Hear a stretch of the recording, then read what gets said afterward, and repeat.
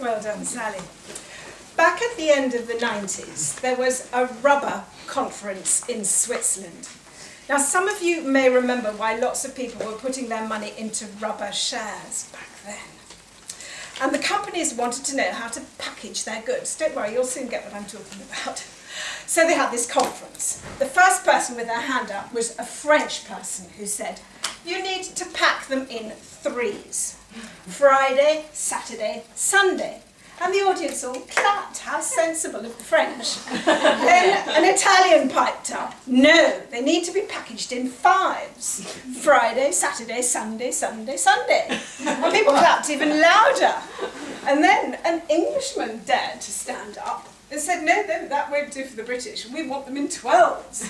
Well, everybody was silenced at that point, and then they all started giggling. And then a little Irishman, they're always little, aren't they, the Irishmen, piped up and said, January, February, March. Don't you get it? And everybody burst out laughing. I think some of you might get where this is going.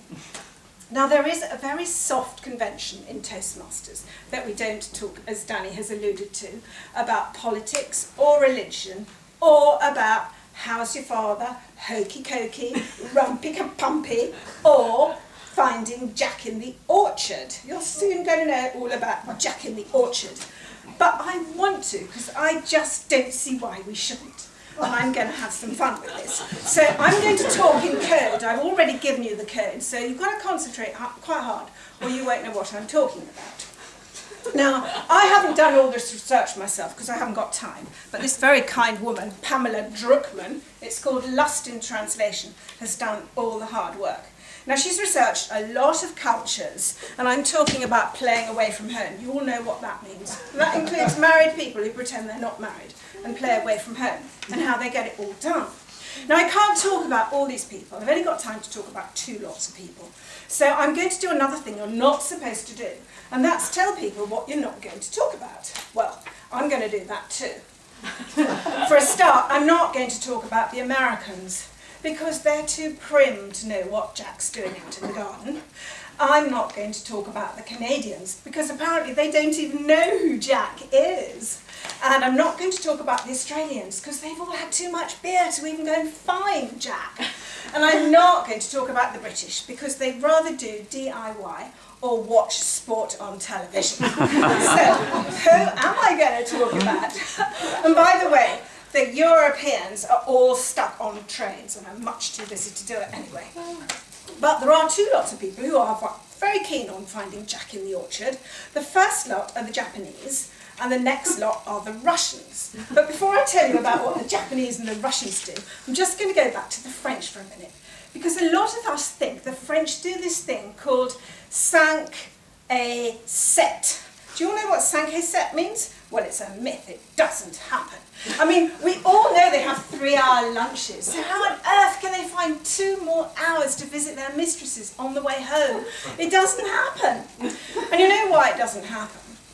It's mainly because the wives have changed the rules. Husbands now have to be home at 7 o'clock to have supper with their babies. So the French aren't going to find Jack in the orchard anywhere because they're stuck on trains. So now I'm going to go on to the really interesting bit, because it is all about trains. It's what the Japanese and the Russians do on trains. I don't know how many of you know that you can't buy a double futon in Japan. They don't exist, because the women sleep with the token child in one room and the men sleep somewhere else on their own. Now, I'm not talking about everybody in Japan. I'm just talking about a group of people called the salarymen, who do a long commute to work. They have a tough time because they're married to women who don't use their Christian names, and the women think they're boring, they think they dress badly, they think they smell horrible, and they really don't want anything to do with them. So these poor men go on these long train journeys to work, and they work all day, and then they come back. And on the train journeys, they're squashed up against all these pretty young women who they're not allowed to touch or talk to or look at. And you know, it's a bit tough, because at the end of the day, all they've got to look forward to is to go back to the wives who think they're badly dressed and drink too much beer. So the government had to do something about this. They felt so sorry for the men.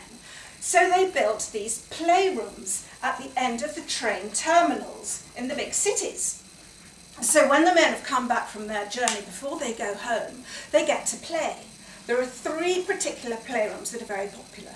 One is a sort of doctor's surgery, where they get to play doctors and nurses. Well, we know the English like doing that too, don't they? Another one, they get to play school children and teachers with whips. Well, we know the English love doing that too. But the most popular room of all is the train room. So these chaps come off the train and they go straight into another train. It's actually a nightclub, and they pay huge amounts of money to buy pretty girls' drinks. And they're allowed to look at the girls and talk to them and touch them. But actually there's not much touching going on. What they want to do is they just want to talk. They want to be listened to. It's the most important thing. So this is what these salarymen do, and then they go home happily to their wives. Now I'm going to go on to the Russians. The Russians is not all Russians, it's just the middle-class professional Russians who live in the big cities. Now, you may not know it, but most of them can't afford to live on their own. They live with their parents, and they often have children, so they have no privacy whatsoever. For years, these married couples have had to wander around the streets and go into the public parks, well, they get a bit more privacy. But the government didn't like that, so they closed the public parks very early on in the evening. So these poor married people had nowhere to go. And they couldn't afford to go to the hotel. So the government invented these long trains with hundreds of little compartments.